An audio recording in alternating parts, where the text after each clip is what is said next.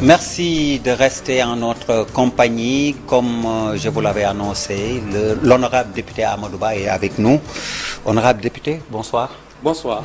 Alors, quel commentaire vous faites après le rejet de la loi 08-2025 votée le 2 avril dernier à l'Assemblée nationale à votre initiative, rejetée finalement donc par le Conseil constitutionnel? Il ne faut pas aller vite en besogne en parlant de rejet de la loi. Je pense qu'il y a une disposition qui a été déclarée contraire à la Constitution. Et il est nécessaire, je pense, et merci de me donner l'occasion d'édifier un peu le peuple sénégalais et l'ensemble de nos concitoyens sur la portée réelle de cette loi.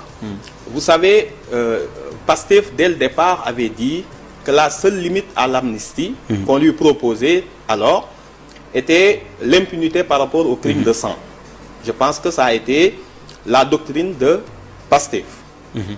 Maintenant, on était en face de deux murs, que dis-je, de deux murailles, quasiment, pour essayer de trouver, face à cette loi d'amnistie qui a été votée contre la volonté de Pastef, parce qu'il y incluait les crimes de sang, de trouver des parades pour faire en sorte que notre promesse de faire poursuivre les crimes de sang soit respectée.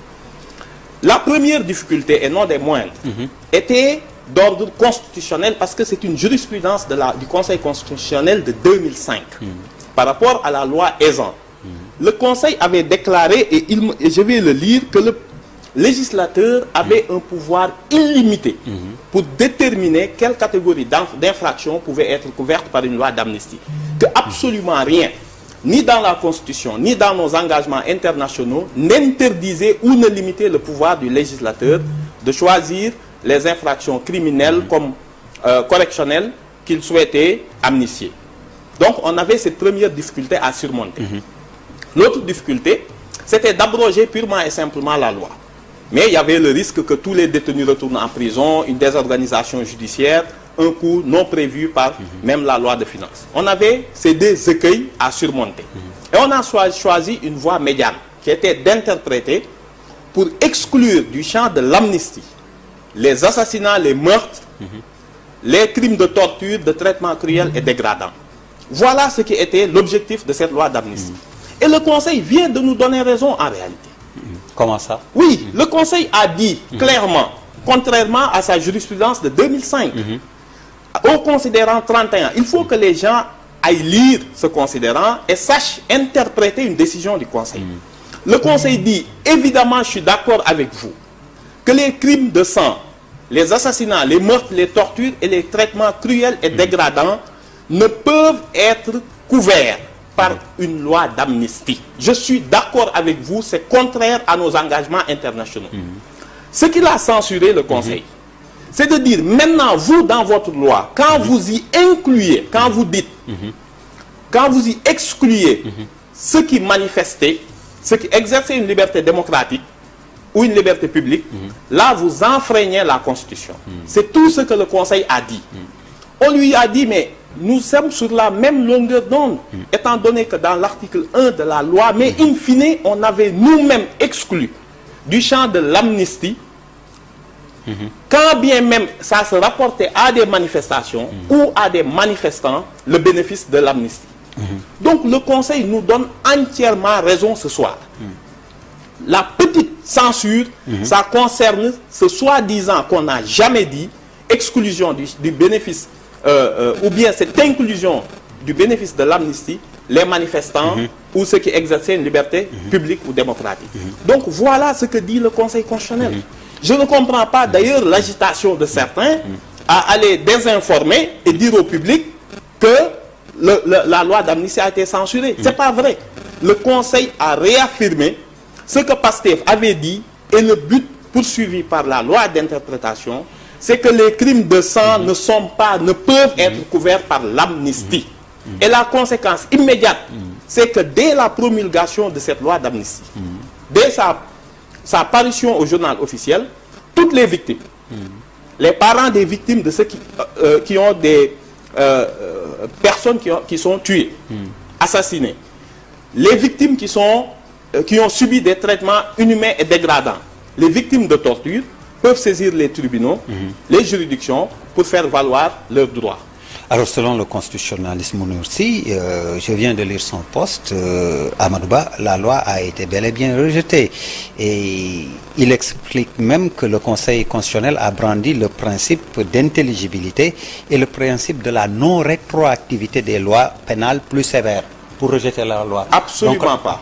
Absolument pas. Ah, donc vous n'êtes pas en... Non, mais vous savez, essayez de prendre un constitutionnaliste neutre. Vous ne pouvez pas prendre quelqu'un qui fait de la politique pour en faire parole d'évangile. Attention, le Conseil a été très clair. Sur la partie que le texte serait inintelligible, le Conseil a rejeté. Sur la loi pénale plus douce, le Conseil a rappelé, au contraire, et je vous renvoie au considérant 28, qu'une loi pénale plus sévère peut venir rétroactivement couvrir des faits couverts déjà par... empêcher que des faits couverts par l'amnistie soit défini, ne puisse être jugé. Allez voir le considérant 28. Le Conseil a dit que de façon générale, le principe général, c'est qu'une loi pénale plus sévère ne puisse s'appliquer rétroactivement. Sauf pour les crimes dits internationaux, ça veut dire les crimes de sang, les crimes de torture, de meurtre et d'assassinat. C'est ce que le Conseil a dit, il ne faut pas dénaturer. Alors finalement, Amadouba, la loi que vous avez déposée, était-elle finalement interprétative ou modificatrice? S'il avait été, vous savez, le risque qu'on avait, nous, depuis le départ, je vous l'ai dit, c'est que le Conseil maintienne sa décision de 2005 sur la loi Ezzan et dire non, non, non, le législateur a déjà voté, c'est fini. On avait peur. On avait peur aussi que le Conseil dise non, non, non, vous ne pouvez plus toucher à une loi d'amnistie. C'est définitif. Voilà, nous, nos craintes. Nos deux craintes ont été ces deux formes de censure qui n'ouvraient plus droit, pour les victimes en tout cas, à quelque voie de recours que ce soit.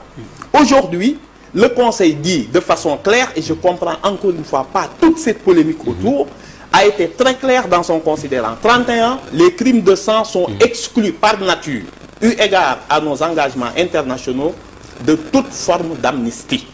Alors, pour éviter toutes ces polémiques, Amadouba, ne fallait-il pas tout simplement abroger? Vous avez entendu ce que je vous ai dit.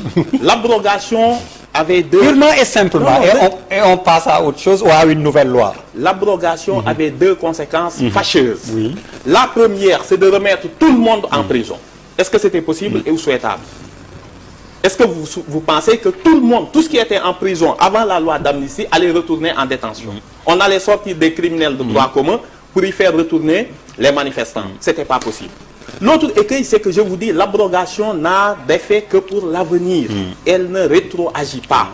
Aujourd'hui, la voie médiane, c'était la loi interprétative. Et me semble-t-il, attendez de voir la réaction de tous les constitutionnalistes et juristes de ce pays. Oui, le Conseil a censuré une petite partie de la loi, en ce sens qu'elle dit que vous ne pouvez pas, sous prétexte de l'exercice d'une liberté démocratique, dire que vous pouvez bénéficier, vous, de l'amnistie. Quand vous êtes l'auteur de crimes graves, de crimes de sang, de crimes contre la torture, de crimes de torture et de mauvais traitements cruels et dégradants. Vous ne pouvez pas le dire. On ne l'avait pas dit, il vient nous dire, vous ne pouvez pas dire ce que nous-mêmes n'avons pas dit. Donc il n'y a pas de souci par rapport à ça. Mais le principe fondamental rappelé ici, en déphasage avec sa jurisprudence d'antan, c'est de dire que désormais, les lois d'amnistie ont un champ limité par nos engagements internationaux.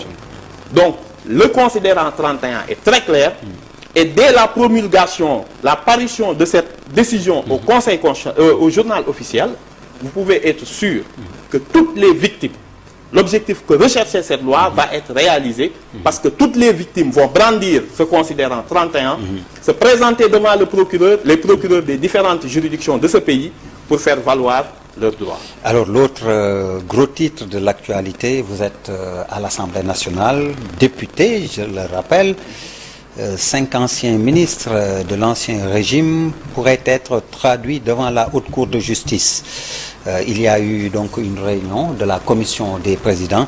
Moi, je vais d'abord vous demander le nom des concernés.